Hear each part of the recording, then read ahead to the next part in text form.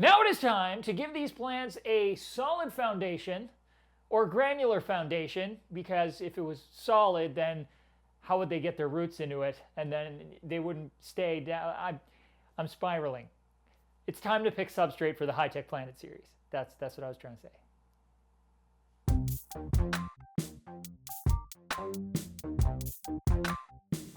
When it comes to substrate for plants, we've covered all the basics in our low-tech planted series. So if you're new to plants and want all that beginner's informations, you can go ahead and check that video out in the description below. We'll leave a link there for you. But basically, a good substrate is going to act as a conduit for plants to be able to access nutrients and fertilizers at their roots where they can uptake it most easily. And just like I mentioned when I chose the light fixture, because we're using compressed CO2, we're going to want to step up the type of substrate we're using to something that's going to be able to basically transport a lot of nutrients and fertilizers to the roots of those plants so that they can uptake them and photosynthesize rapidly, since the CO2 is there for them to use. If I don't do that, they basically won't be able to photosynthesize properly, and they won't be able to basically utilize all that extra CO2, and I'd be doing it for nothing. So I'm going to pick something that is going to obviously provide those things. We also want to, because I don't know about you, but I'd like to see some carpeting plants in there. Basically pick a substrate that's going to be gentle on delicate plant roots so that those small carpeting plants are going to have no issue getting their tiny little roots into the substrate and holding themselves there so they don't float away into the sunset. I'm also looking for a substrate that's going to keep the pH a little bit lower and the water a little bit softer. And quite frankly, I just want to pick something completely different than what we used in the low-tech planted build so I can show you another option and the pros and cons that come along with it, so you can make an educated decision when you decide to set up your tank. And for that, there is one obvious option. I'm going to be going with a soft substrate rather than a hard one like we used in the low-tech tank. And I'm going to be using Tropica aquarium soil and also the powdered version because, you know, those carpeting plants have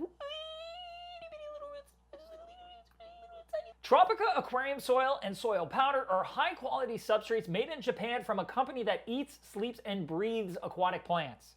I've always been a fan of Tropica's plants and use them often for my tanks, and it seems only natural that I'd want to try their planted substrate. It's a pelleted soil and should have a good amount of nutrients and fertilizers to start off with, and it even says on the bag that it's great for starting out red plants. It's also nice and soft, which will be gentle on the small roots of the carpeting plants like dwarf baby tears or hairgrass. I'm not sure what I'm going to use. We'll figure that out later. When using pelleted soils, you really have to consider that they're going to be much messier to work with than other substrates, especially if you end up moving or replanting plants once the tank's established. You also shouldn't really be rinsing pelleted soils before adding them to the tank because they will break down as you rinse them and you will quite literally be rinsing your money down the drain. There it goes. See you later. Pelleted soils over time will break down and just become soil in the aquarium, kind of just like a layer of mud at the bottom of the tank. It's not really a big deal, but it can cause some compacting, and if you try to plant delicately rooting plants in the future, they might have a hard time getting through it. But most importantly, like I said earlier, if you try to move anything around in the tank, you're going to kick up a bunch of dirt, and it's going to get milky and muddy, and you're going to need to put a polishing filter on to get rid of it because it's going to get cloudy.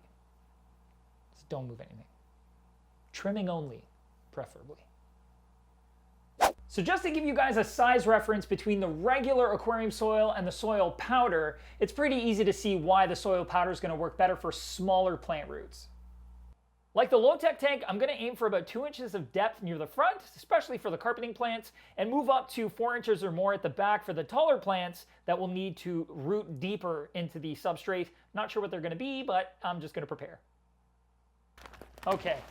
Now would normally be the time that I just rip this bag open and dump it all into the tank, but I actually want to save that ability for while I'm aquascaping so that I can get the substrate in and around the structures that I'm putting in the tank. I'll explain more of that during the aquascaping episode, but yeah. For now, we're just going to have this little 2-inch layer just so the bottom of the tank is covered for when we start aquascaping. Well, that's it, guys. The tank has some substrate in it. There'll be more when I actually get the aquascaping done in the next video. Either way, thank you so much for watching. If you have any questions or comments, drop those down in the comment section below. You can also check us out on social media like Facebook, or if you want some pretty fishy eye candy, go ahead and check out our Instagram. It's fun too. And as always, don't forget to subscribe, because subscribing will give you the ability to get notifications for when new episodes come out on this build and the other builds that we're going to be doing in just about every video we do, which is fun, because I'd love to have you there. And you should keep on tanking with some dirt. Dirt tanking, dirt soil, tanking soil, dirt tanks. Well guys, I hope you enjoyed this video on Substrate. Peace! I'm going to be using a soft substrate in the form of Tropica aquarium soil. That was a weird pause. So, okay. Sorry. Oh, it's okay. So basic, I don't even know if I can do this anymore.